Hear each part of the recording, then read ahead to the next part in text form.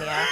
I mean, You know what? It'd probably be more affordable option too. and more affordable as well. You know, I went looking back. Sarah got my curiosity up, and so I went looking back, and I was like, okay, when was the last time here in South Central Texas we were able to see a annular eclipse like this one, as good with the quality like this? What I had said is 1940 was the annular solar eclipse in the Texas Hill Country. Yeah, but that was the last that time. one was visible across a good part of South Central Texas.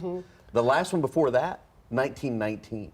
Oh. Okay. So this does not happen very often. Yeah, Wow. it does not. That's what caught my attention And too. the next one that will be visible in South Central Texas will be after 2100.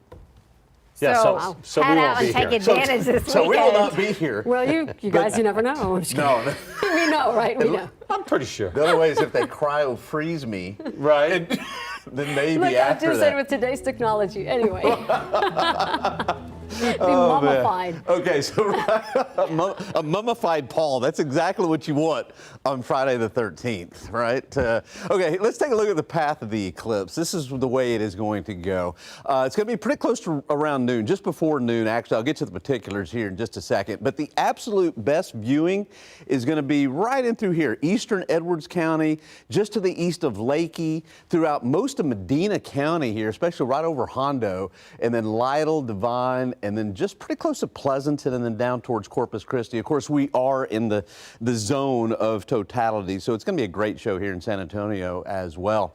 All right, temperature right around 90 degrees. That's the high temperature. At least that's what I'm expecting for a high temperature. The record's 97 is the record. We're not going to reach that. Record low coming in right around 38. That was back in 1977. We're nowhere near that, of course. And so far this year, we've picked up 15.73 inches of rain. All right, the airport at 75 right now, Stinson Airfield 75. There is a little light drizzle here and there this morning. Just keep that in mind. You may have to have your windshield wipers moving just a little bit. Dew point's at 72. That is really humid for this time of the year. So clouds, maybe some patchy drizzle, perhaps a sprinkle. And then I think it all lifts at about 11 a.m. and then we'll be looking at partly cloudy skies and high temperatures today, pretty close to around 90, I think, later on this afternoon. Looking at the radar, there's not much to see, but there is some patchy drizzle here and there, and visibility, it's great in most locations, except for way down around Beeville. Beeville's down to about a quarter of a mile visibility there. All right, temperature 75, Kerrville's at 71, San Marcos 72, and Hallettsville 72. Here's a frontal boundary moving through Midland right now, moving through North Texas.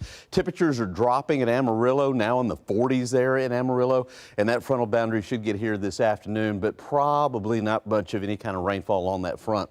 All right, 81 yesterday, Dallas-Fort Worth. We hit 86 yesterday here. Here's the upper level system with that trailing frontal boundary. The upper level support is just not with this frontal boundary. That's why I'm just not expecting any rainfall. And then tomorrow during the eclipse, we'll have kind of a westerly zone or westerly flow in the atmosphere.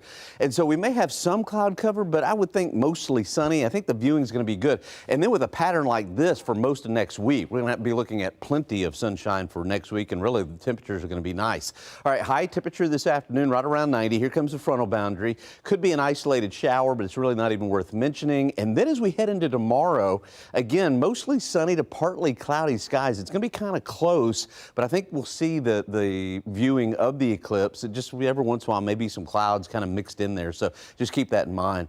All right, aquifer 632.7, pollen count coming in, molds at moderate and ragweeds light, elm is light as well.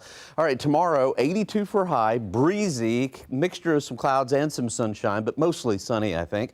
And then lows in the 50s Sunday, Monday, I think low 49 Tuesday, highs in the 70s Sunday and Monday. And then the next chance for rain is Thursday evening, chance for storms then.